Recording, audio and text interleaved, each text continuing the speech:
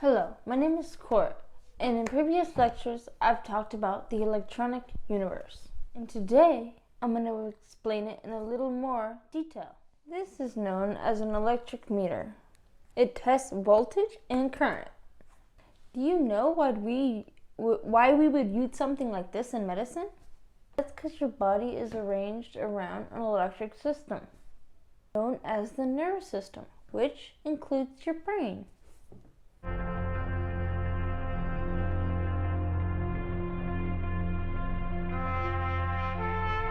Conduction test can help doctors to locate a problem, whether it's in muscle fibers or in nerve fibers or neurons. As I said, nerve system is electronic system. Many nerve tests are based on electrics.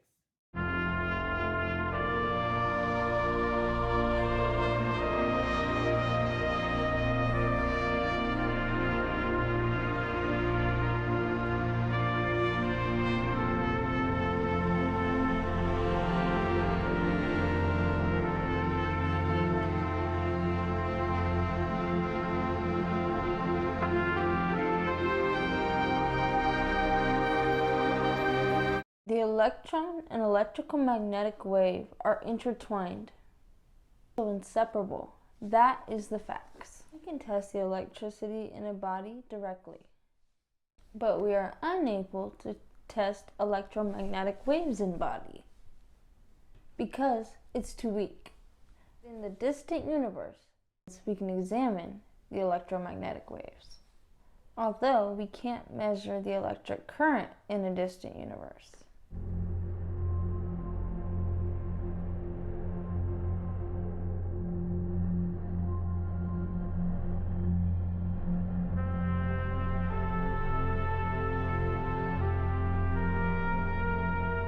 Start looking out into space.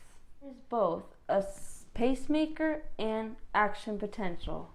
A pulsar is the pacemaker for a universe that is alive.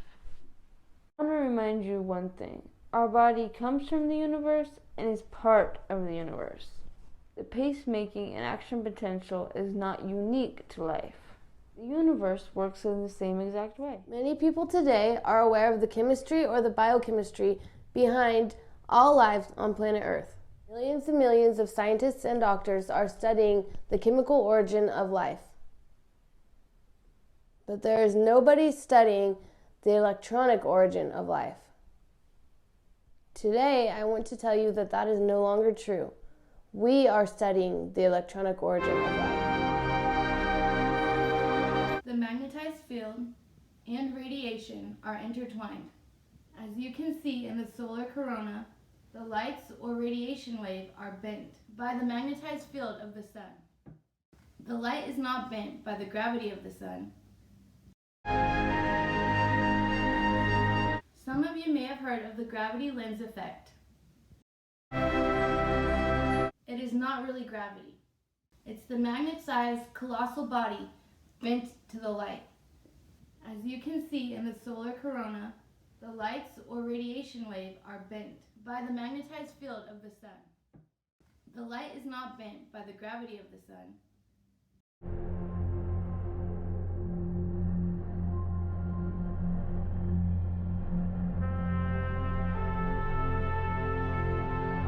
It is not really gravity. It's the magnet-sized colossal body bent to the light. If it were gravity, then the gravity lens effect should be everywhere. That's habitat medicine.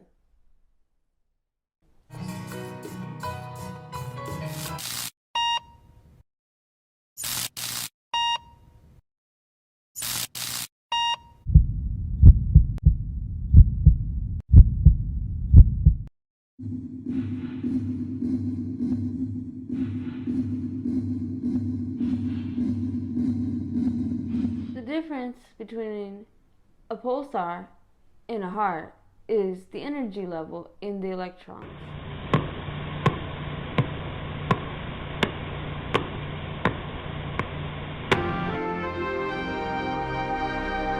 We see a lot of electric activity in the universe based on what we witness in deep space.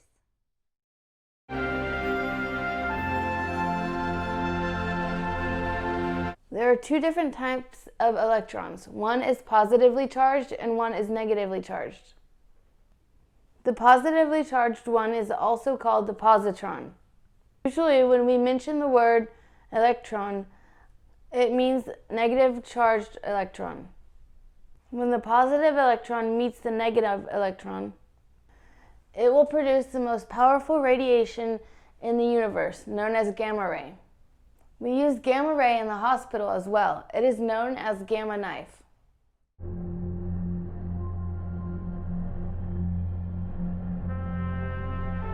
This is a microwave. It works with electricity and electromagnetic waves. Do you know if you leave an egg in a microwave and cook it, it will explode? If you give it enough power, it can make anything explode. The Japanese scientists have made the strongest magnetic field, up to 1,200 Tesla units. It makes an object float in the middle of the air against gravity. 1,200 Teslas is nothing compared to a neutron star or black hole. The power of that radiation can crack the nucleus of an atom. The power of that radiation can crack the nucleus of an atom. It will allow positively charged electrons to be released. It will allow positively charged electrons to be released. You can see there are two movements in the universe. Gravity, which pulls everything together. A perfect example is our Milky Way and the Andromeda. Those two galaxies are on the course for head-on collision. You also witness expansion in the universe. Galaxies are moving away from each other. We call it universe inflation.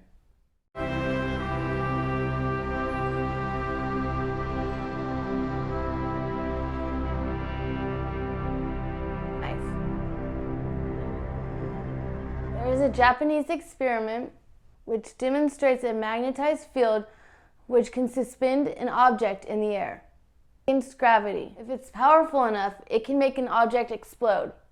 The energy involved in that test is nothing compared to the neutron star or black hole in space.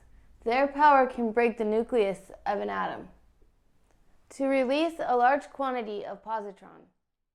Those electrons are the fuel for those cosmos explosion. When a cosmos body is attracted to a black hole because of gravity, first it has to overcome the radiation field, also known as magnetic field. Once the cosmos body falls into the black hole or in its vicinity, the gravity and the radiation will crack it, and it will release positive and negative electrons. In a sense, those engulfed cosmos body will participate in the growth of a new galaxy. The black hole takes in the old cosmos body, processes it, then gives birth to a new body.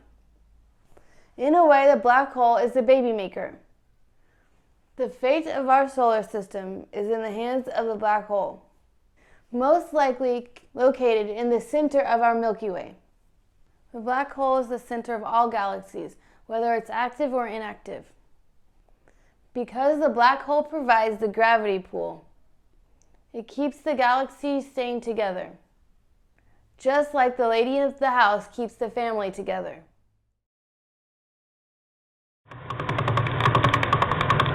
Pulsar is the pacemaker for a universe that is alive. The difference between a pulsar and a heart is the energy level in the electrons. I classify electrons into two different groups. One is active electrons and the other one is inactive electrons. There is inactive or frozen. Frozen ones exist in the black holes. Frozen ones exist in the black holes. Frozen ones exist in the black holes. That's why we can't detect any heat in the black hole. Talk heat, I mean infrared, and that is electromagnetic wave. Activated electrons can be classified into three subgroups, one being super hot, two being hot, and the next being warm.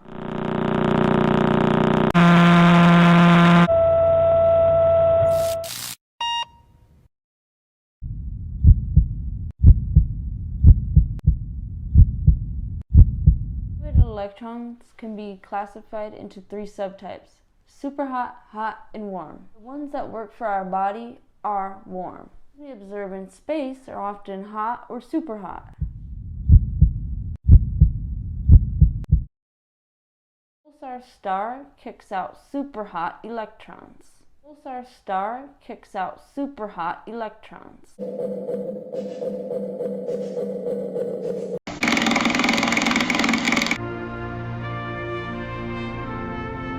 The Big Bang Theory, there's not a single word mentioned about fuel or substrate behind the Big Bang. In addition, the universe microwave background doesn't support our universe starting from a single location, where the Big Bang exploded.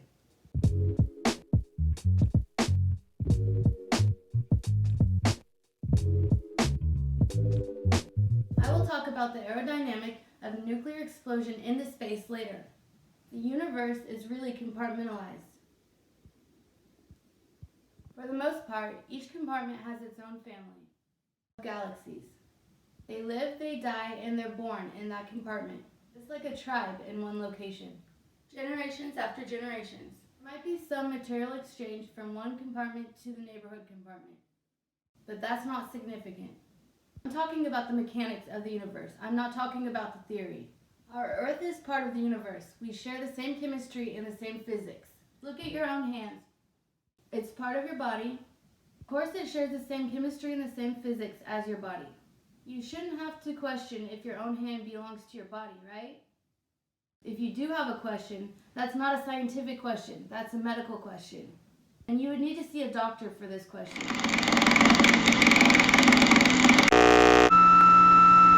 Pulsar star kicks out super hot electrons. Most activated electrons are kicked out of the neutron star. The neutron star then becomes a black hole. Most activated electrons are kicked out of the neutron star. The neutron star then becomes a black hole. Most activated electrons are kicked out of the neutron star. The neutron star then becomes a black hole. Talk about the pulsars and the black holes in a different lecture. I want to talk about the extra potential in the pacemaking for a pulsar star. Keeps our part of the universe alive. Like your heart keeps you alive. It's not a philosophy statement. This is about mechanics. This is the year of 2020. I feel the time is right to talk about the mechanics of the universe, not the theory. Our pioneering work is made possible because of the institution of American democracy. Freedom of speech, particularly. Our pioneering work is also made possible because of the contributions of numerous scientists all over the world. This topic is nothing urgent. But for the people who are truly interested in the mechanics of the universe, you have to follow my path. Your intelligence will have the best return on this path, not to be wasted. You have to have the faith that our planet is part of the universe. They share the same physics and the same chemistry. Just like you have faith that your hand is part of your body. They share the same physics and the same chemistry. Don't let your imagination go wild. Departure from this faith. But I do want to give credit to those numerous theories from the past. They don't have the mechanical substance, but they do inspire generations of new scientists to be interested in the universe.